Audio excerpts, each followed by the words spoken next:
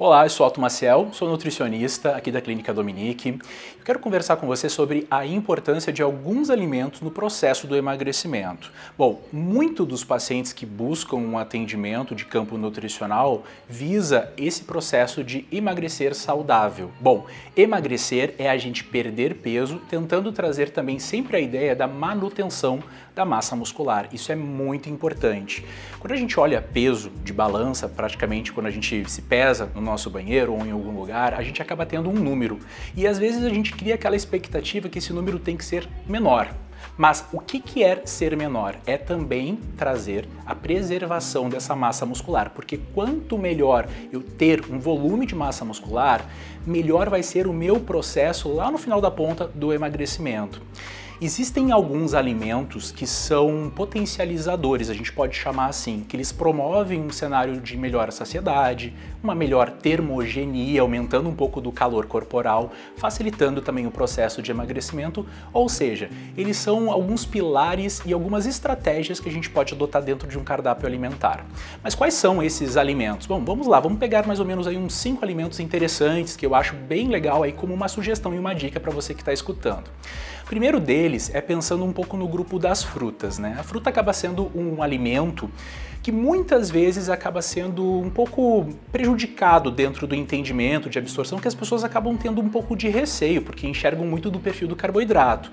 Claro que existem frutas que têm maior volume de carboidrato e por si só vão ter um maior volume energético, de caloria ali inserido dentro dessa volumização. Mas a fruta é a oferta de mineral, vitamina e também água, inclusive, dentro desse cenário. Exemplo é a melancia, que é uma ótima fruta para trazer um processo de emagrecimento, porque ela contém muita água e ela ajuda muito nessa diurese, no cenário de eliminação de líquidos. Uma outra fruta que a gente consegue também inserir, que é muito interessante, vou usar até duas casadinhas meio que lado a lado, é o melão e o morango, tá? Apesar porque esses dois estão próximos, porque eles têm uma densidade de volumização, digamos, do volume do que eu posso consumir por caloria pequena, mais baixa. Então são alimentos que são muito ricos em água, morango é rico em vitamina C, o melão agrega muito essas questões também nutricionais de saborização, tanto que para sucos, né? Ou picadinho, então são alimentos bastante interessantes.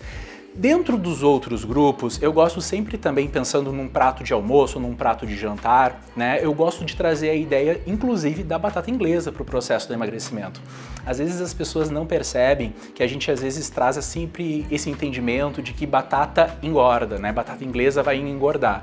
Não, a batata inglesa, na verdade, dentre todas as raízes, junto ali com a moranga, acaba sendo um dos itens com menor volume de carboidrato, ou seja, eu posso consumir num volume maior.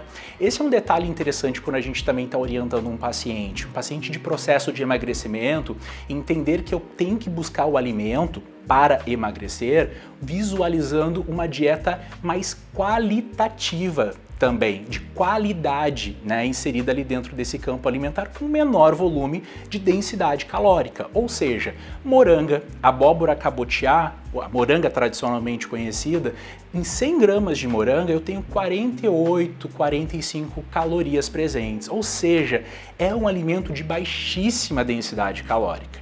Então a gente tem alimentos funcionais que agregam muito. Outro grupo muito importante, tá? É proteína, ou seja, frango e peixe, peixes principalmente mais brancos, não tendo muita fonte de gordura como o salmão, acabam sendo as melhores fontes de oferta de proteína. Claro, posso trabalhar com o whey protein, que também vai ter um baixo volume de caloria e um maior volume de percentual de proteína? Sim, pode e é super válido para complementar a dieta. Mas a gente tem que entender que, por exemplo, o salmão, que é uma grande fonte de perfil de gorduras saudáveis, ele vai ter proteína, porém ele também vai ter um maior volume de caloria por porção, porque ele tem também a gordura inserida ali dentro. O mesmo vale para os ovos. A gente não pode esquecer que ovo é um super alimento, porém a gema representa ali um percentual de gordura que vai ofertar em cada ovo mais ou menos 75 calorias com 6 gramas de proteína ali inserida. Ou seja, esses alimentos, eles são funcionais, mas eles têm que estar em equilíbrio e a escolha adequada do tipo de alimento dentro da refeição é o sucesso para o emagrecimento.